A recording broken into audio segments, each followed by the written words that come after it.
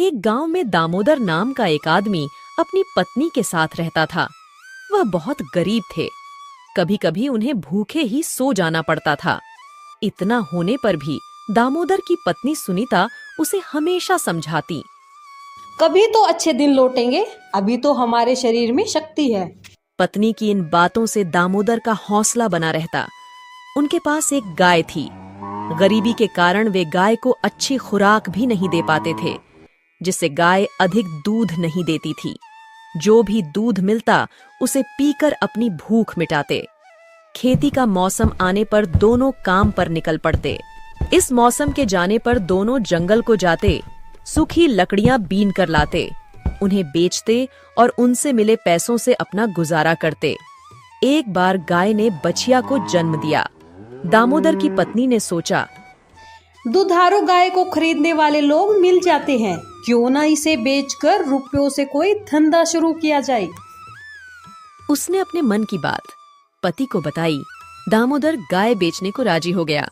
सुबह सुबह एक पोटली में थोड़ा चिड़वा बांधकर वह निकल पड़ा। घर से निकलते समय सुनीता ने गाय के कान में फुसफुसाते हुए कहा, हमें माफ कर देना गैया मैया, ईश्वर ने हमें गरीब नहीं बनाया होता तो हम तुम्हें कभी नहीं बेचते। इतना कहते कहते वह रोने लगी। दामोदर से पत्नी की हालत देखी नहीं गई। वह जल्दी से गाय को लेकर निकल पड़ा। चलते चलते धूप तेज हो गई। खाली पेट होने और तेज धूप के कारण वह थकान महसूस करने लगा। एक बहती हुई नदी को देखकर उसने सोचा, चलो नाश्ता कर लेते हैं, पीने के लिए पानी भी है और आज गर्मी भी बहुत है, इसी बहाने थोड़ा आराम मिल जाएगा। वह साथ लाया चिड़वा चबाने लगा। तभी उसका ध्यान एक आदमी पर पड़ा जो गधे को लेकर उसके सामने खड़ा था। उसने पूछा, अरे भाई, गाय बेचने जा रहे हो क्या? हाँ भाई, मैं गाय बेचने के लिए जा रहा था। आज गर्मी बहुत थी, मैंने सोचा थोड़ी देर आराम कर लेता हूँ। उस आदमी को गाय अच्छी लगी, साथ में बछिया भी थी। उसने कहा, भाई, मेरे पास पैसे तो नहीं है। हाँ, अगर मेरे गधे के साथ बदला करना चाहो तो मैं तैयार हूँ। तुम गधा ले लो और मुझे गाय दे दो। उस आदमी की बातों को सुनकर दामोदर सोचने लगा, यदि आज गाय नहीं बिक पाई तो मैं घर नहीं लौट सकूंगा, और अगर घर न लौटा तो पत्नी चिंता करेगी। अगर गधा ले लेता हूँ तो घर लौटने में देरी नहीं होगी और गधे पर बैठकर जंगल से लकड़ियां लाने में भी आसानी होगी। दामोदर ने सहमति जताई। सौदा तय हुआ। फिर वह घोड़े पर बैठकर घर की ओर चल पड़ा। वह कुछ ही दूर चला होगा कि रास्ते में उसने बकरी के झुंड को आते देखा। वह सोचने लगा, गधे से अच्छी तो बकरी है, बकरी से दूध भी मिलेगा। उसने अपने मन की बात गडरिया से बताई। भाई, आप मेरे गधे के साथ बदला करोगे? आप मुझे एक बकरी दे दो और बदले में ये गधा ले लो। गडरिया उसकी बात सुनकर खुशी से उछल पड़ा। उसने फौरन एक बकरी दामोदर को दी और गधे को लेकर चल पड़ा। अब दामोदर बकरी को लेकर पैदल चलने लगा। उसे बार बार पत्नी की याद आ रही थी। इस बार उसने रास्ते में मुर्गियों के साथ एक आदमी को आते हुए देखा। दामोदर ने उस आदमी से पूछा, भाई, आप इन मुर्गियों को लेकर कहाँ जा रहे हो? उसने कहा, भाई, मैं इन मुर्गियों को बेचने जा रहा था। दामोदर सोचने लगा, मुर्गी तो बकरी से अच्छी रहेगी। हम पति पत्नी को खाने को अंडे तो मिलेंगे ही मिलेंगे, हमारी सब्जी की समस्या भी दूर हो जाएगी, शरीर को ताकत भी मिलेगी। दामोदर ने पूछा, भाई, क्या मेरी इस बकरी से तुम मुर्गी बदलना पसंद करोगे? मुर्गी वाला एक धोखेबाज आदमी था। उसने कहा, भाई, मेरी एक शर्त है, मैं तुम्हें एक बकरी के बदले में एक मुर्गी दे सकता हूँ। दामोदर बकरी के बदले एक मुर्गी लेने के लिए तैयार हो गया। दोनों में सौदा तय हुआ। दामोदर मुर्गी को लेकर घर की ओर बढ़ने लगा। दिन ढलता जा रहा था। दामोदर को घर पहुंचने की जल्दी हो रही थी। भूख के मारे उसके पेट में चूहे दौड़ रहे थे। तभी रास्ते में उसे एक ढाबा दिखाई दिया जहां पर रोटियां बन रही थीं। साथ ही दाल के तड़के की खुशबू से दामोदर के मुंह में पानी आने लगा। उसने सामने ढाबे के मालिक रामू को पाया। वो उससे कहने लगा, मुझे बहुत जोर की भूख लगी है, मैं रोटी खाना चाहता हूँ, लेकिन मेरे पास पैसे नहीं है। रामू बोला, अगर तेरे पास पैसे नहीं है तो मैं क्या करूँ? बिना पैसों के मैं रोटी नहीं दूंगा, तू कोई और जगह इंतजाम कर ले। रामू की बात सुनकर दामोदर बोला, भाई आप ऐसा करो, यह मुर्गी रख लो और मुझे भरपेट खाने को रोटी सब्जी दे दो। रामू सोचने लगा, यह आदमी या तो पागल है या फिर चोर है। वो दामोदर से गुस्से में पूछने लगा, क्यों रे, बता यह मुर्गी कहाँ से चुरा कर लाया है? दामोदर ने कहा, नहीं तो इसे मैंने उस आदमी से बदला है जो बकरी लेकर जा रहा था। मेरी बातों पर भरोसा न हो तो उस आदमी को बुलाकर पूछ लीजिए। रामू को विश्वास हो गया कि मुर्गी चोरी की नहीं है। फिर उसने पूछा, चलो मैं तुझ पर भरोसा करता हूँ, लेकिन मुझे एक बात समझ नहीं आई, तुमने बकरी के साथ मुर्गी बदलने का सस्ता सौदा क्यों किया? दामोदर ने उसे पूरी कथा बताई। यह सुनकर रामू बोला, चलो ठीक है, रोटी तो तुझे मिलेगी, लेकिन मुझे तुम पर तरस भी आ रहा है। आज तेरी खैर नहीं है, तेरी पत्नी तेरी बातों को सुनकर तुझे घर में घुसने नहीं देगी।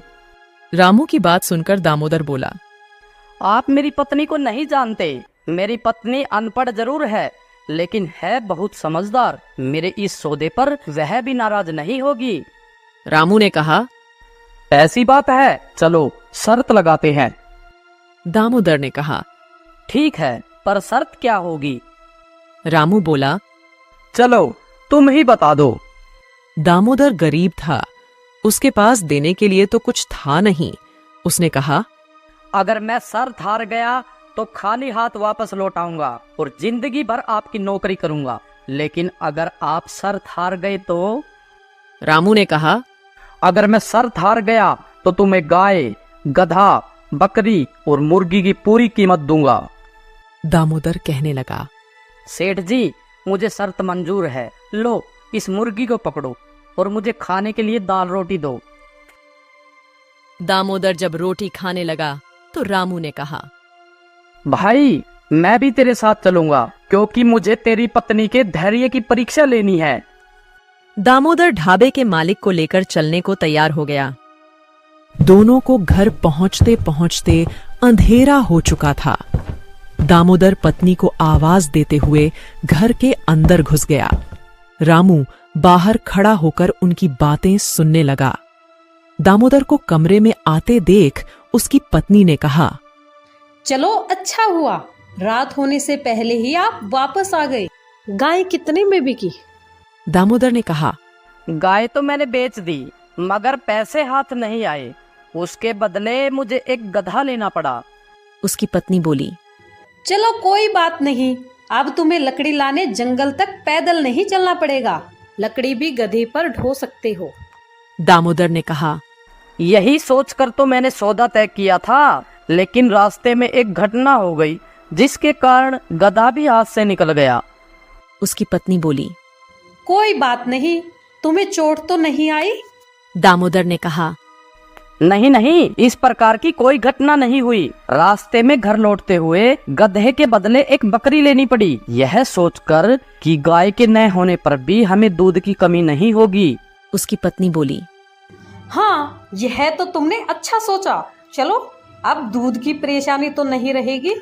दामोदर ने कहा, लेकिन भाग्य को यह भी मंजूर नहीं था। रास्ते में मैंने उसके बदले यह सोचकर एक मुर्गी ली कि उससे रोज अंडे मिलेंगे, अंडों से चूजे निकलेंगे, इन्हें बेचकर हम धन भी कमाएंगे और कभी कभी अंडे भी खाने को मिलेंगे।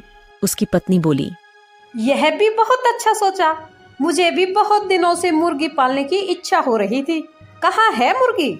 दामोदर ने कहा, लेकिन भाग्यवान मुर्गी भी हाथ से निकल गई। दामोदर की पत्नी ने हंसते हुए पूछा, कैसे? दामोदर ने कहा, वो हुआ कुछ यूं कि सुबह से मैं भूखा था, रास्ते में एक ढाबा मिला, खाने की खुशबू से मेरे पेट में चूहे दौड़ने लगे, मैं अपने आप को रोक नहीं सका, मुर्गी के बदले मैंने ढाबे पर भरपेट रोटियां खाई। दामोदर की पत्नी ने कहा, मेरे लिए यह कितनी खुशी की बात है कि तुमने कई दिनों बाद भरपेट रोटियां खाई। तुम स्वस्थ और कुशल रहते हो तो हम लोग कमाते रहेंगे और कभी मुर्गी भी खरीद कर पाल लेंगे। चलो मुंह हाथ धो लो। दामोदर ने रामू को अंदर आने के लिए कहा। रामू दामोदर की पत्नी की समझदारी और सहनशील स्वभाव की प्रशंसा करते हुए बोला, बहन जी, आप एक बात बताओ, आपके पति ने इतनी बड़ी बेवकूफी की, फिर भी आपको उस पर गुस्सा नहीं आया? आपकी सहनशीलता की तारीफ करनी पड़ेगी। दामोदर की पत्नी ने कहा, भाई, ईश्वर ने हमें गरीब और संतानहीन बनाया है। हमारे बीच जो प्रेम है उसे हम अपनी अमूल्य संपत्ति समझते हैं और इसके लिए ईश्वर को धन्यवाद देते हैं। अब हम क्रोध दिखाकर ईश्वर के इस अमूल्य उपहार को गंवाना नहीं चाहते, न ही इसके जीवन को नरक बनने दूंगी। मेरे लिए तो इसका सुख सब कुछ है, इसलिए मैं क्रोध नहीं करती। दामोदर की पत्नी की बातों से ढाबे का मालिक अत्यंत प्रभावित हुआ।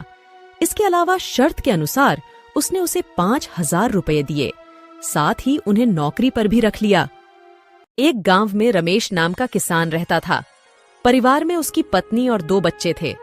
वह अपने छोटे से खेत में फसलें उगाता था, जिससे कि वो अपने परिवार के लिए 2 वक्त का खाना जुटा पाता था। लेकिन इस साल बारिश न होने की वजह से उसकी फसलें इतनी अच्छी नहीं हो पाई। एक दिन वह अपनी पत्नी के साथ खेत पर खड़े होकर कह रहा था, हे भगवान, अगर बारिश हो जाए तो इस बार सभी किसानों की फसलें अच्छी हो जाए। उसकी पत्नी भी कहती है, सही कहा आपने। अगर बारिश हो जाती है तो इस बार काफी अनाज हमारे पास आ जाएगा। बारिश की आस में किसानों की उम्मीदें टूटने लगती हैं, लेकिन बारिश की एक भी बूंद जमीन पर नहीं गिरती। परिणाम यह होता है कि सभी किसानों की फसलें बर्बाद हो जाती हैं। रमेश की फसल भी पूरी तरह बेकार हो जाती है। ये देखकर रमेश कहता है, हे भगवान, इस बार किसानों का बहुत नुकसान हुआ है। फसलें पूरी तरह से नष्ट हो चुकी है। मैंने तो इस फसल और बच्चों की पढ़ाई के लिए कर्जा भी नहीं रखा था। अब मैं इस कर्जे को कैसे चुका पाऊंगा? यह सुनकर रमेश की पत्नी रमेश को सहारा देते हुए कहती है, कोई बात नहीं, अब जो होना था वो हो गया। हमारी पड़ोस वाली दीदी कह रही थी कि महेश भाई शहर गए हैं। हो सके तो आप भी शहर चले जाइए। शहर जाकर थोड़ा पैसा कमा पाएंगे तो कर्जा भी चुका देंगे। यह सुनकर रमेश कहता है, हाँ, अब मेरे पास केवल 2 ही रास्ते हैं। या तो मैं शहर जाकर थोड़े बहुत पैसे कमा लूं या फिर खेत बेच दूं। लेकिन मैं खेत बेचना नहीं चाहता, क्योंकि हमारे पालन पोषण का यही एकमात्र सहारा है। बाद में रमेश और उसकी पत्नी दोनों मिलकर रमेश के शहर जाने को ही उचित समझते हैं। अगली सुबह रमेश शहर जाने की तैयारी करता है। वह अपनी पत्नी से कहता है, सुनो, मैं खाली हाथ शहर जा रहा हूँ। कोशिश करूंगा कि कहीं अच्छा सा काम ढूंढ लूं और थोड़ा बहुत पैसा कमा लूं। जैसे ही कुछ पैसे हो जाएंगे मैं तुम्हें खर्चे के लिए भिजवा दूंगा। रमेश के जाते वक्त उसकी पत्नी उसे कुछ पैसे देती है। यह देखकर रमेश कहता है, यह पैसे कहाँ से आए तुम्हारे पास? रमेश की पत्नी कहती है, मैंने थोड़ा थोड़ा करके ये पैसा जमा किए थे अपने बुरे वक्त के लिए। अब शायद इनका सही वक्त आ चुका है। रमेश थैला उठाता है, उसी में उन पैसों को रख लेता है और शहर के लिए रवाना हो जाता है। शहर पहुंचकर वह काम ढूंढना शुरू करता है, लेकिन पूरा दोपहर काम की तलाश करते करते वह थक जाता है, लेकिन काम नहीं मिलता है। उसके बाद वह एक बगीचे में जाकर पेड़ की छांव में बैठ जाता है। वहीं पास में 2 जेब कतरे आपस में बात कर रहे होते हैं। सुन बे कल्लू, 3 दिनों से कोई भी मुर्गा हाथ नहीं लगा है। लगता है इसके पास काफी माल है। इस बार खाली हाथ लौटकर नहीं आना है। सही कहा मालिक, आपकी निगाह तो बहुत तेज है। चल अब तारीफ करना बंद कर और काम पर लग जा। मैं इसे बातों में उलझा लूंगा और तू इसका थैला लेकर 1, 9, 11 हो जाना। मालिक, यह सब तो ठीक है, लेकिन 1, 9, 11 नहीं, 9, 2, 11 होना है। बकवास बंद कर, और काम पर लग जा। उनमें से एक जेब कतरा रमेश के पास जाकर उससे बात करने लगता है। अरे श्याम बाबू, कैसे हो? बड़े दिनों बाद दिखाई दिए हो। अरे भाई, आप कौन हो? मैं तो आपको जानता भी नहीं। और मेरा नाम श्याम बाबू नहीं, मेरा नाम तो रमेश है। अरे हाँ, तभी मैं कहूँ कि तुम्हारा नाम भूल रहा हूँ। अच्छा, और बताओ क्या हाल है? अरे क्या बताऊं भाई, गांव से शहर आया हूँ काम की तलाश में, लेकिन काम मिल नहीं रहा। अगर आप मुझे जानते हो तो मेरे लिए कोई काम ही बता दो। इन दोनों की बातचीत हो ही रही थी, तभी कल्लू रमेश का थैला लेकर 9-2-11 हो जाता है। पहला जेब कतरा कहता है, अरे भाई, लगता है पहचानने में गलती हो गई।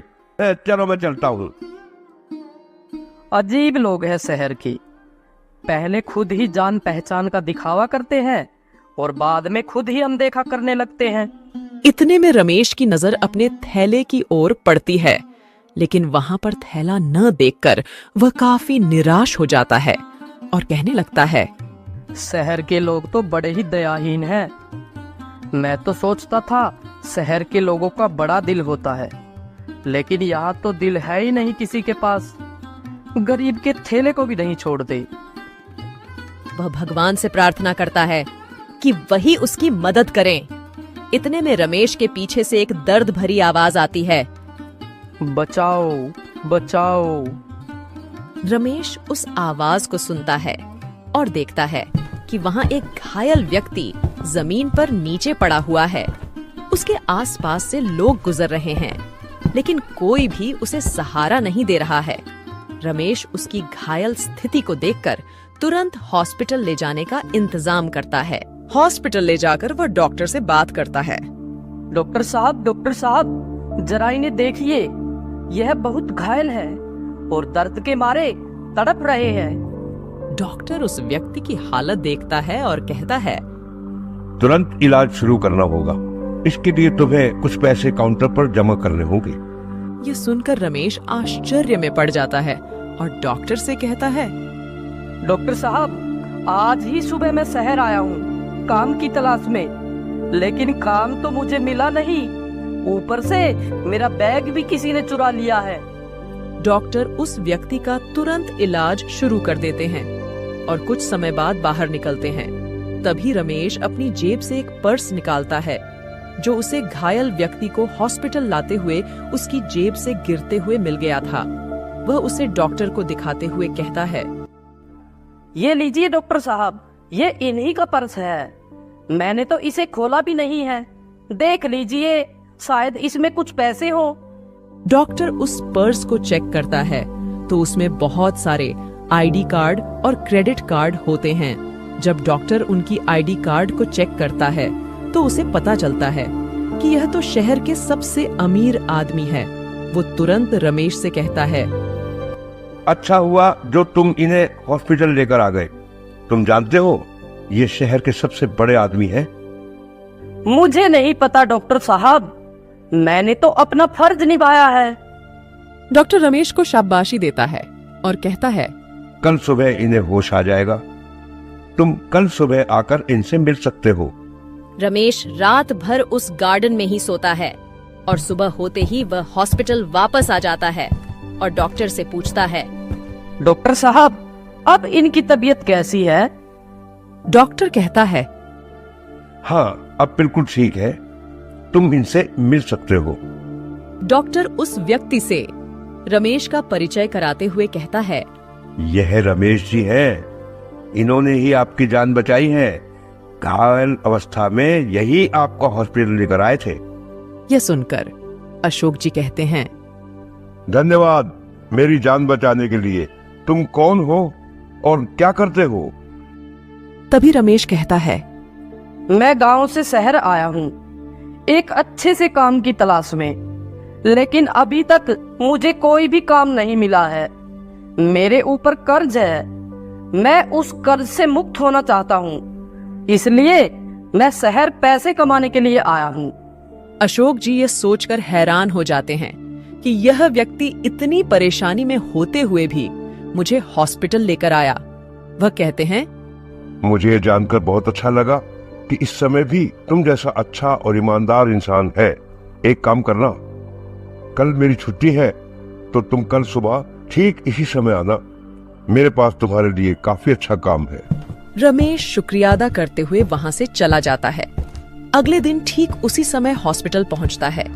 हॉस्पिटल से वे दोनों अशोक जी के घर के लिए रवाना हो जाते हैं। घर में प्रवेश करते वक्त रमेश उनके बड़े से महल और बड़ी बड़ी गाड़ियां देखकर हैरान रह जाता है और सोचता है कि यह व्यक्ति कितने अमीर होंगे। रमेश अंदर जाकर सोफे पर बैठ जाता है। तभी अशोक जी नौकर से उसके लिए पानी और खाने के लिए कुछ लाने को कहते हैं। अशोक जी कहते हैं, रमेश, तुम कुछ खा पी लो, मैं 15 मिनट में आता हूँ।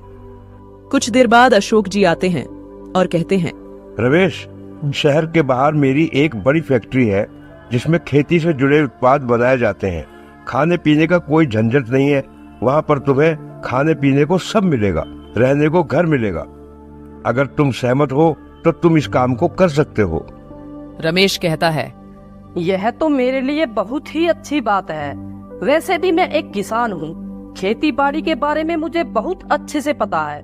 मैं इस काम को अच्छे से कर पाऊंगा। अशोक जी कहते हैं, तुम चाहो तो अपने परिवार को भी यहाँ लाकर रह सकते हो। अशोक जी रमेश को कुछ पैसे देते हैं जिससे वह अपने कर्ज को चुका पाए। फिर रमेश गांव जाता है और अपने कर्जे को पूरी तरह चुका देता है और अपने परिवार के साथ शहर वापस लौट आता है। अशोक जी रमेश के दोनों बच्चों की पढ़ाई का खर्चा भी खुद ही उठाते हैं और उनके खाने पीने का और रहने का ख्याल भी रखते हैं।